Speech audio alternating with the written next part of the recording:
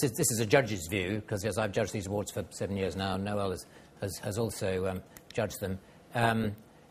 It is about the results in the first place. That's very clear from what you saw tonight. We were fantastically impressed by the very small budget which Yo Valley had and what they actually achieved with that. But let's also be clear, it is about numbers. You do read an awful lot of case histories which go, the results were fantastic, or they were phenomenal, or what? Yes. You also often read about, I mean, and indeed some of the cases you saw tonight talk about fantastic, as a result of, PR or whatever, fantastic media value gained out of all of it. That's all great. But in the end, I mean, the most important figure you're looking for is profit. If you can give it to us, but I have to accept that some companies won't, but you will find, and Yo Valley actually didn't give us profit, but they absolutely gave us sales, and they gave us market share. And I think, again, market share is a fairly hard piece of data, which we do like to see. And, of course, obviously, return on marketing expenditure, if you can give it to us, although people do invent some pretty fancy figures there. So these are kind of put in order of what I think we regard as really interesting. And, yes, of course, we like to see brand awareness, attitude trends, and all that kind of intermediate data. But, as I say, it's the top stuff that really counts.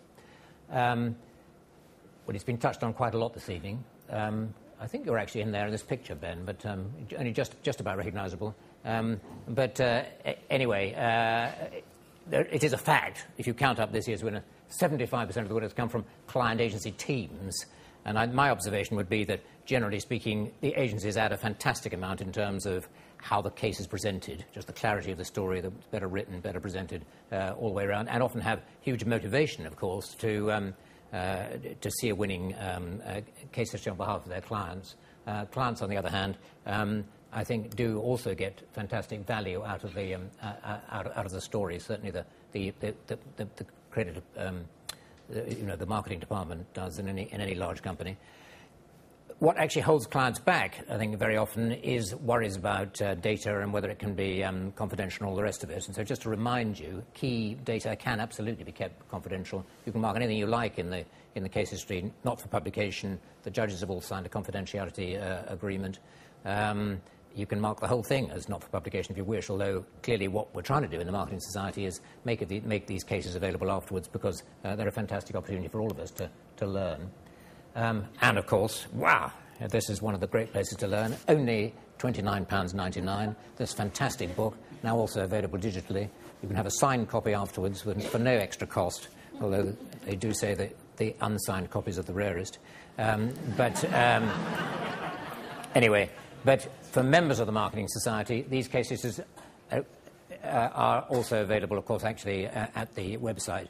And I do recommend looking again at all the cases, even the ones you've seen tonight, because the Yo Valley one in particular is beautifully written. So you can you absolutely learn from the past. And the other piece of data you'll find actually on the website is how many entries there are in each category. So in some ways, the most basic piece of, most basic tip I have for you about winning the Marketing Society Awards for Excellence is, by all means, enter the Marketing Communications category, which Yo Valley won, but you'll find there are about 30 really good entries in that. There are about 30 really good entries in brand revitalization. Many of the other categories are much smaller. And if you have the good fortune to be an SME, that is a small or medium enterprise, that's a great category to win, because it had many less entries last year. But there you are. That's my tip for the evening. Do try and be easy to read, because if you think of it from a judge's angle, again, if you think you're judging marketing communications, you've got 30 papers to read. You can't give them really less than a quarter of an hour, 20 minutes each. You're talking sort of 8 hours plus of reading. So just a case history that jumps out at you as really nicely presented, really good, great to read, really is a huge advantage. And to some extent, I'm just talking about integrating graphs, pictures, whatever, well into the whole story. You've seen all of the ones you saw tonight. Have presented their data extremely well, but just make sure it is integrated. And of course, these days, being iPad friendly is really a really good idea. So that's really where you want to be looking at your case history, in fact.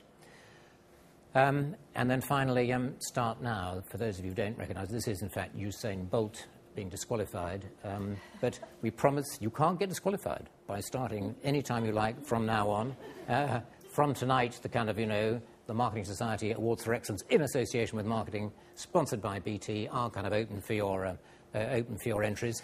So do start thinking about it. And although there have been some jokes about entering at the very last minute and all the rest of it, I'm sure you'll have a much, much better chance of winning if you really start thinking about it now and get your team indeed assembled to do that. So good luck to all of you.